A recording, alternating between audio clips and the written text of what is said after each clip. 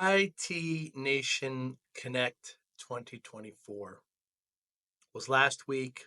It's the Monday after. Huge success.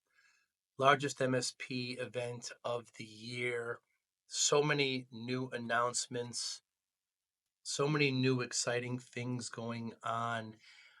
We had a great time. We had Podcasters Row for the first time ever at an MSP event, by the way, not just ITNation, where we had 9 podcasters set up in their own area, in a high traffic area, just having conversations with attendees, MSPs, with vendors, with ConnectWise staff.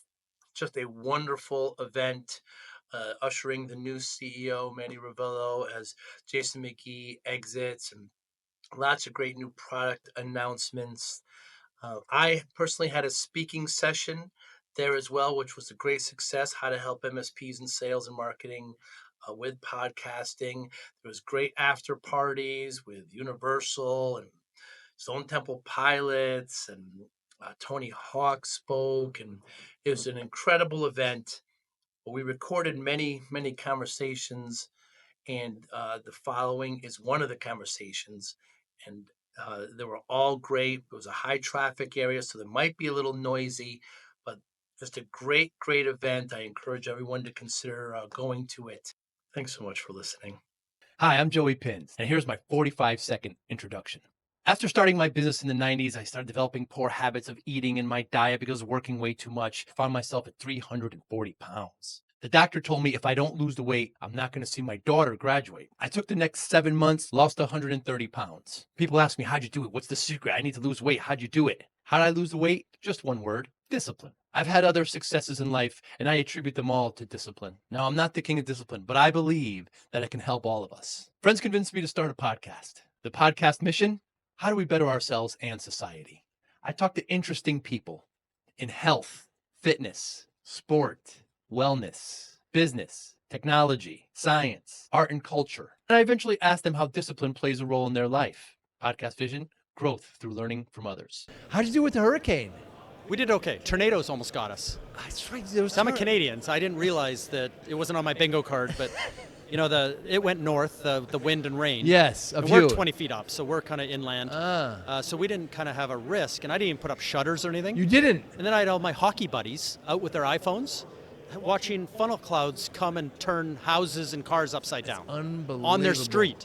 And I'm like, and that was a couple miles from us.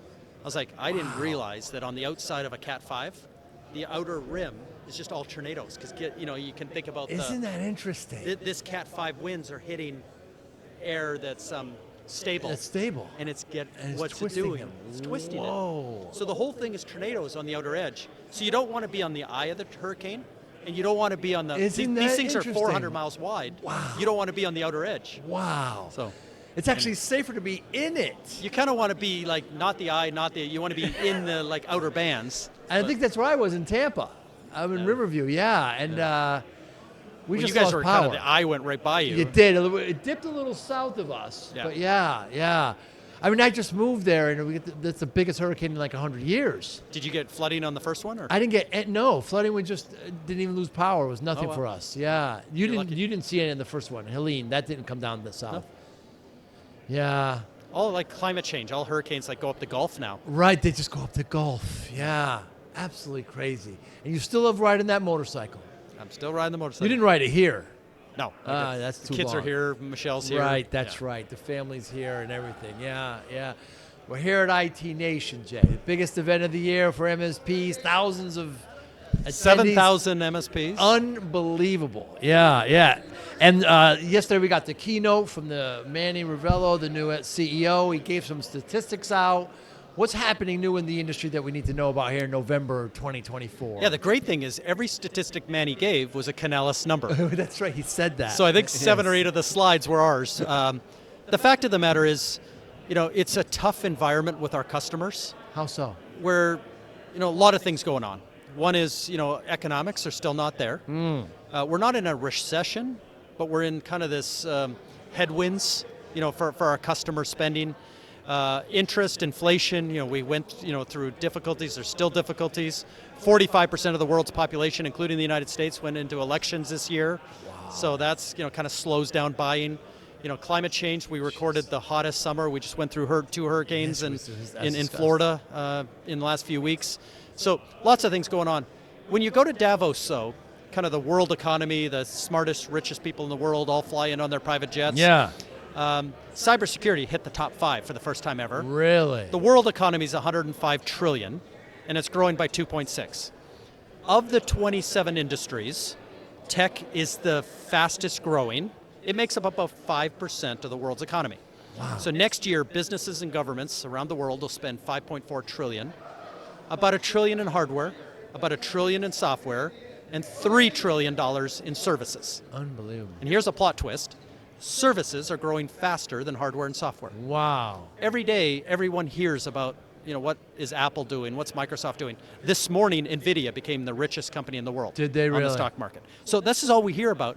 Every MSP here, the 7,000 people here in Orlando, they're growing faster than the hardware and software. Wow. So customers are buying more services now. And when you take the managed services number out of that 5 trillion, next year it'll be 608 billion. Wow. So context on that number. One is that it's twice the size of the SaaS industry. Is it really? So if you look on the stock market and go look at Salesforce and ServiceNow and Workday and HubSpot and NetSuite and all these companies, wonderful, ridiculously largely valued companies. If you take all 250,000 of those and jam them together, we're twice the size. Wow. If you take these wonderful hyperscalers, the AWSs, the Microsofts, the Googles, and you take them all and put them all together, we're twice the size of them too. Unbelievable. So of all the, things we talk about with our neighbors and friends and this tech industry and generative AI and all these things that are happening, we're a massive part of this. Businesses and governments will spend 15% of their budget dollars on a managed contract next year. 15 cents out of every dollar, and that's growing faster than the other 85%. And why is that? The world is getting more complex. The world is getting more layered. The world is changing.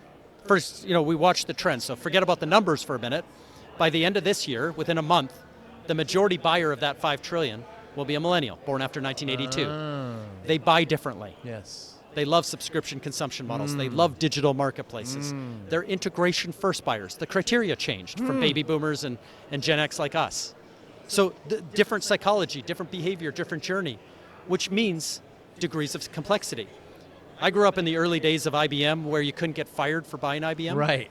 And I knew when we were selling B or C level products and the customer would just buy them because I couldn't get fired that way.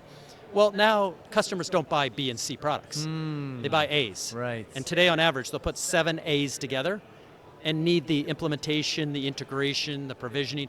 They need every 30 days forever to make that to work. Wow. So 82% of customers are now investing in outsourcing with MSPs, and they're spending more money next year than they did last year, and they're looking at that part of their budget bigger than growing other parts of their IT department. Is this surprising to you, this trend? It is. Why, really? It surprised even you. Well, it just, when I think about generative AI, the Yes. biggest thing to kind of hit this industry, it is the next phase of computing over the next 10 years. But like Bill Gates would say, we overestimated the first 2 years, but we're underestimating the next 10. But when I start to think about generative AI, I start to think, oh my goodness, like NVIDIA this morning becoming the richest company because that's how it's processed. If I think about the storage, if I think about the networking, I start to think about the topology. It's not just going to work in the hyperscalers. 85% of the world's business data sits at the edge. Wow. So your personal relationship with your bank, your relationship with your airline, that data sits on old mainframes, old EMC storage. Isn't that crazy? Out at the edge. It's never been forklifted into public clouds. So when you have to build a data lake, pull this data, cleanse it, infer it, index it, train it, tune it into these models. Wow. It's edge to cloud. So now all of a sudden I've gone from just championing how great Microsoft and NVIDIA are going to do in this next generation and where my retirement funds should be. I start to think, oh my goodness, the degree of complexity from edge to hybrid to cloud and having 50-50 from edge to cloud opportunity in the next 10 years, I would want to be an MSP. Wow. So your message to MSPs this week is? stay the course in terms of what you chose to do. Your industry, so the world economy I mentioned growing at 2.6, Yes. the tech industry is growing at 6.2, you're growing at 12. But you're growing at 12 at the base. So if you're in cybersecurity, which 99% of people are, Sure. it's also growing at 10, double digits, but the services wrapped around it, remember services grow faster Yes. than the hardware software, the services are growing at 12.9. Well, if you're in managed security, one layer deeper, it's growing at 14.8. Wow. So I've gone from a world economy at 2 to running a cyber business at 15% growth. Wow. That's a 7x better business to be in than any other part of the world. Incredible. So how do I align myself in managed services? It's a trifecta. That's grown at 12. I got my managed security business growing at 15. Canalys is telling me that Gen AI is going to grow at 59 compounded. Wow. I've got this new buyer. I've got this platform economy now that everybody, including ConnectWise, is playing in. How do I make money in platforms? It's different than the linear stories of the past. Right. How do the economics of partnering that are changing? Resell is kind of coming down to the same levels as a credit card swipe at a restaurant. The marketplaces have told customers now that the value of resell is kind of the value of a MasterCard or Visa swipe. Isn't that something? And so how do the economics all play out? And how do we continue to grow faster than the world, faster than the tech industry, and faster than the vendors that we work with every day? Amazing. Last 3 or 4 years, it's been pretty consistent. When I talk to MSPs, the 3 things that keep them up at night. One is security. They're always worried about their clients getting attacked and they have to remediate. 2 is human capital. How are they going to replace those techs? They're going to big companies. How are they going to get new? And then last is just general growth. They're generally a lot of tech-led. They're not good at sales and marketing. And PE has just changed the tables in the industry, and they're concerned about bottom line now. Do any of these surprise you? They don't, and things are changing fast in all 3. So, private equity's been a big story. CompTIA just got bought, a few days ago by private equity. So our non-for-profit safe space is, with certification, like A+ certifications, is now a private equity run. It happened to be the same company that owns ConnectWise. Thoma Bravo was half of it. But, that's got people buzzing. And private equity has rolled up. And for MSPs that have grown this sticky, recurring, valuable business, at some point you do have to retire. Right. And you do want to have the kind of the fruits of your labor. You might have spent 10, 20, 30 years building this thing. So private equity is giving an exit. So there is positive on that side. But on the other side, there is a challenge that many of the vendors we've known and loved, including ConnectWise, in the early days of ITNation and all of us being a community, and we were family, and we might have been with Autotask, we might have been with Tiger Paw. I mean, we were all just small family companies back then until private equity got involved. Then people, like including the founders of ConnectWise, walked away as billionaires. The founder of Datto walks away as a billionaire. The founder of other companies walking away with it. They're monetizing the value they created in the world. Right. And they, kind of in a true capitalist state, they kind of succeeded. So, private equity, the fact they're looking at our industry from any of the other 27 industries, and they're specifically looking at managed services out of the 297 other choices they have for sub-industries, is good news. It's telling, yeah.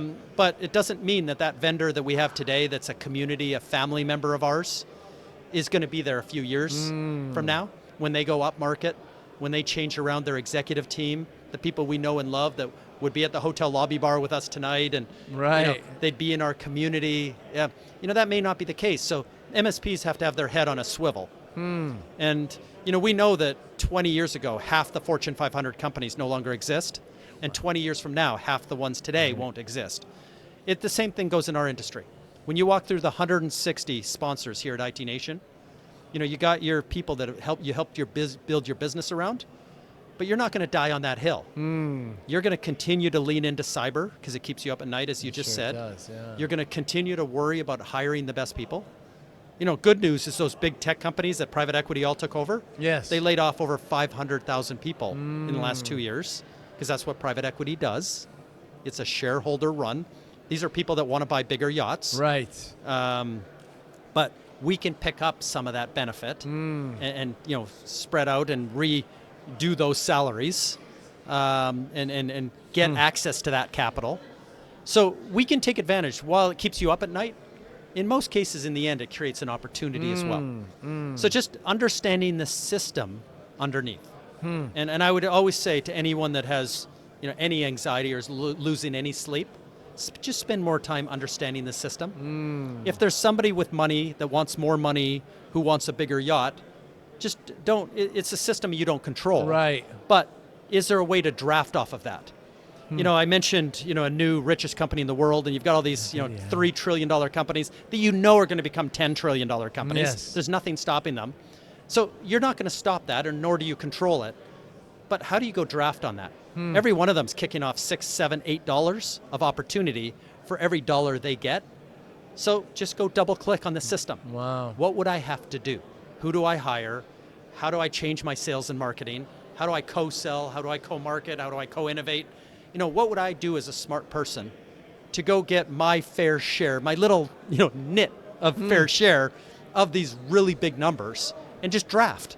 Wow. There's people that are doing it today, and they're exiting their own businesses as billionaires. Yes. So we're all entrepreneurs. We're all looking for the, the kind of how to play, and it's just have your head on a swivel. So if you were starting an MSP now, Jay McBain, what would you do? Well, I would explore, what percentage of my business would be managed services. I use 30% as a minimum, meaning that there's 86,000 MSPs in the world. I start to get obsessed over my other 70%. I may actually never grow my business beyond 30%, maybe a top of 50% as recurring. Why? Because in that broader $608 billion that I talked about, that is a slice of the broader services numbers that are outgrowing. Wow. So if I look at the consulting, the design, the architecture, the implementations, the integration, there's hundreds of services that are not managed services. They're just as sticky, they're just as valuable, they delight customers, and I start to look at this bigger picture. So if every dollar of my vendor kicks off 6, I'm going to go get one of it by the managed services. Wow. But I'm not going to just die on that hill. If I can go and do these other things, I can go compete for the other 5. So to be successful in the future, which is different than the past, I'm going to complain to my vendor, hey, you're only giving me this much margin. You're giving me 10, I want 20. You're giving me 20, I want 30. Right. You should stop those conversations. Your next QBR with a vendor, your next conversation in a hallway, today I'm making $1.50 for every dollar you make. I want to be $2.50. What skills? How are you going to help me? Because when I get to $2.50, when I get to $3, if I get to $4 for every dollar you make, you're going to put me up as partner of the year. Yeah. So one last thing on that, partners of the year. So if I go over to Google's partner of the year 7 times over, just got acquired by Insight for a ridiculous amount of money. They don't resell and they don't do managed services. They are absolutely obsessed on the $6 that gets kicked out for every Google dollar. Wow. And they're partner of the year because they figured out how to go make $2, $3, $4 for every dollar Google makes. So the same company, Insight, just went and bought ServiceNow's partner of the year. Wow. So I made a joke about it on LinkedIn that they just hang out at Partner of the Year award dinners. Like they're going to go to Workday or HubSpot's conference. And when you walk off stage with the glass, the M&A guy is going to walk you back to your chair. Sure, buy a steak. But there's something to that. You talk about exits, you talk about creating value. They're understanding the multiplier effect. These are the partners that go and talk to HubSpot and say, how do I get from 2 to 3? How do I get from 3 to 4? I don't give, 2 cents to what you're going to pay me in margin. By the way, at HubSpot, there's no margin. There's no resell. Really? There's no resell at That's Salesforce. true, yeah. So I care only about the multiplier. That's who I'd want to be if I started a company. And I'd want to build 70% of my revenue over there. And I included Insight twice because they're a big reseller. Yes. I included them twice because they bought Google's and ServiceNow's partner of the year. Wow. They've outgrown Microsoft on the stock market over the last 3 years. Wow. Microsoft's gone to the moon with Gen AI and became the most valuable company themselves. Insight's actually grown faster. Wow. Because investors are looking at this motion to say, you don't seem to want to be a reseller anymore and not just an MSP anymore. You seem to have this knowledge about this multiplier effect. And if you keep doing what you're doing and go acquire all those people you're acquiring, that's the kind of company I could get behind. Wow. What do you like most about being at Canals, Jay? About what you do? I love numbers. Yeah, I know you But do. I have 120 people that wake up just like I do. They wake up in different countries around the world. They get obsessed, like the side chats that we're having about the daily news and what it means. But everybody cares about partners. I was at another large firm, top 3 analyst firm, and everybody cares about other stuff, which is really cool. Yes. Because I sat beside the guy who invented zero trust. Wow. He's on CNN that night. The New York Times is doing a big thing the next day. Wow. It's just celebrity level stuff. Yeah. Because everybody's North Star is kind of the SASE or zero trust model. But then most of the meetings are, that's really cool, but how do we go sell it? The go-to-market, routes to market for zero trust is 91.5% channel. Wow. So what ends up happening is most of the conversation is, well, that's interesting from a technology perspective, but who are these folks walking by right now? Who are the million people in surrounding my customer talking about zero trust? And how do I go win? Because, who cares whose mousetrap is better than the other one? Our industry, the best product has never won. It's the best marketing, and more so now, it's the best surround strategy. A story around that, Microsoft, which has a great surround strategy, Yes. they put all their money into that. We may not have a better product than AWS because they had a 5-year head start. We may not have a better price. We may not have better promotion. Our Super Bowl ad wasn't any better. Right. So looking at the 4 Ps you learn in college, the only thing we can do is go and surround them. Our average customer has 7 partners they trust, and if more of them are talking about Microsoft than AWS, we're going to win. Wow. They've outgrown AWS now 28 straight quarters. Have they really? Last week was 33-19. It's Wow. actually not even close. It's surround. The world is surround. I have 7,000 people walking by right now. Yes. The world, they have the most ridiculous customer trust and They influence. really do. How do those 7,000 people walking by right now, how can I get them to better surround the customer and say nice things about me? Let's forget about the product and price, and let's forget about some of the things that a lot of Sure. people care about, like zero trust. Right. And let's go talk about this. Wow. This is what you do for a living. This is what, this is the industry that we're pushing. Is there anything in the last month and a half, Jay, that you changed your mind on? Probably a few things. Maybe politics. No. No. We've got a new buyer. We've got a new economics. Like, I'll use an example last week. Cisco came out with a new program that dumped 40 years of gold, silver, bronze. Wow. So I actually posted yesterday on LinkedIn that the average partner, everybody walking by here, now has 3.2 boxes they check. I'm obsessed over that because don't call me an MSP. Wow. Because in the morning I'm consulting, next day I'm doing implementations, integrations. I might look like an SI. I might look like an ISV. 44% of them are creating software and hardware. Right. They're everywhere. They're in that early 28 moments of the customer journey. They're every 30 days forever. They're doing 3.2 things on average. So let's stop categorizing. Let's stop having programs that silo people. Because again, they're making this move to the multiplier. So we got to change everything. So Microsoft might have done it 3 years ago and with great success. By the way, the person who rolled it out at Microsoft now is the channel chief at Cisco, Wow. Rodney Clark. And now Cisco is rethinking. Because by the way, Cisco isn't the networking company that you thought of Right. in the 80s and 90s. They're now 54% recurring. Wow. And they're the 3rd biggest cybersecurity company in the world with Splunk. Really? So if you still think there's a gold, silver, bronze program because we're going to sell a lot of routers and switches, Yeah. 9 years later after Chuck Robbins, they're a really, really different company. Yeah. And they want every one of these 7,000 people to see their new company in a new light. And the only way to do that is to change the way you recognize the environment. Yeah. So that's what's changed for me. And I'm more than Very changing, I'm obsessed over this. You love it. Is how do 35,000 vendors start to talk new language, new programs, new processes, new people, and new underlying technology to measure and monitor all these changes. This whole industry is changing at once, and it's not going to be a long 10, 20-year changeover. Like Malcolm Gladwell would say, the tipping point. Yes. This is an epidemic, like it's a pandemic. It's something that's going to change really quickly. And half the companies that we see and love today, the 160 sponsors here, aren't going to be around in 5 years. Right. Because they're going to miss this change. What happened to Intel? Well, I made a prediction that they're not going to survive in their current format, by 2027. Wow. Likely they have to split the foundry. You can't go to your competitors in that market. There's other circumstances where it does work, but in a market where you're taking your competitors' 18-month roadmaps in a place as intense as of a Gen AI, it's just not a market that you're going to run a foundry in successfully. So they're going to have to split that apart. Now that the US election landed the way it did, there's a high chance that they get acquired by a Qualcomm or something else. They're exposed in terms of their valuation on the stock market. A few days ago, they were replaced on the Dow 30 by NVIDIA, who I said this morning became the richest company in the world. Yes. So that, Intel's legendary. I sold PCs for 17 years. Me too. I worked with Intel every day. But the 86 architecture that they tried to force into a laptop just wasn't the right thing. They missed, GPUs. Think a cryptocurrency runs on GPUs. They missed that.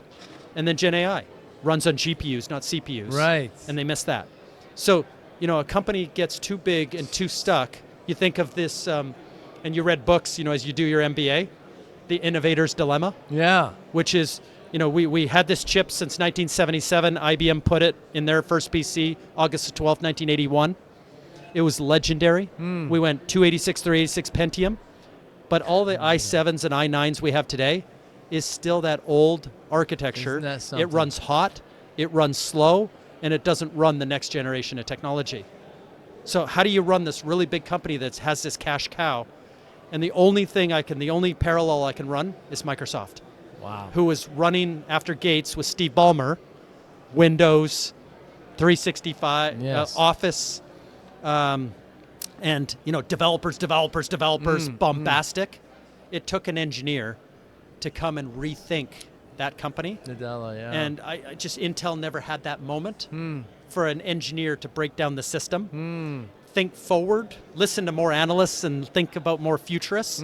As we talked about crypto and as we talked about Gen AI and we think about all the future of these new compute models, it's not going to run on what you have today. Wow. Kodak inventing the digital camera. You've got to understand.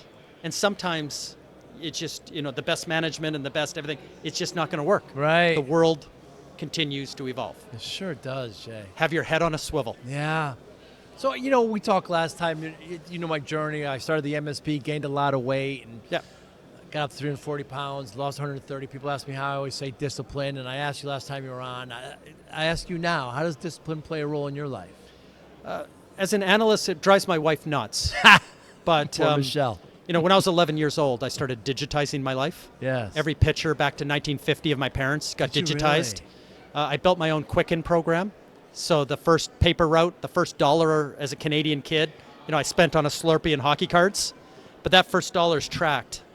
And every dollar since. Wow. Every dollar I've ever spent and every dollar I've ever earned. Wow. And it led to a lot of things. You talk about discipline. I stopped drinking at 15 years old. Most people start at That's right, 15 you said as a that, Canadian yeah. kid playing hockey. I stopped at 15 because I saw a movie called Top Gun. Huh. I saw a motorcycle that I wanted to buy. I called the dealership. No internet back then. I called the dealership. I looked around. I had all my financials. And I said, if I stop drinking, if I stop, I'll never smoke. I'll never do drugs. Why? The discipline is I have a goal. And I can track it by the day, by the penny. And I got the bike on my birthday. Wow. From that day forward, it changed discipline. When I talked about retirement, I put a 4,000-day countdown timer. I got 5 specific goals that are public on jmcbain.com. Wow. I want to sail on a catamaran that I own to Spain. Maybe circumnavigate. There's other things. I want to play hockey till 90. I mean, these are things I document. And whether you believe in The Secret, whether you believe in all the stuff that you've brought to the market in terms of belief and change, for me, it's having those targets and waking up every moment somewhere in my brain, reorienting me to making those goals happen. And that's just discipline. Yeah. That's inspiring. That's inspiring. Jay McBain, I always love talking to you. I see you at all these shows, and thanks so much for your time today on the podcast. Have a great rest of the event here. Awesome. Thank you so much. Thanks so much. Thank you for listening and or viewing Joey Pinz Discipline Conversations. Please share this episode with one or two of your friends who you think may benefit from the episode. Our website, www.joeypins.com. There you'll find lots of resources and you could join our mailing list. Please follow us on all our social media, Instagram, Twitter, and Facebook.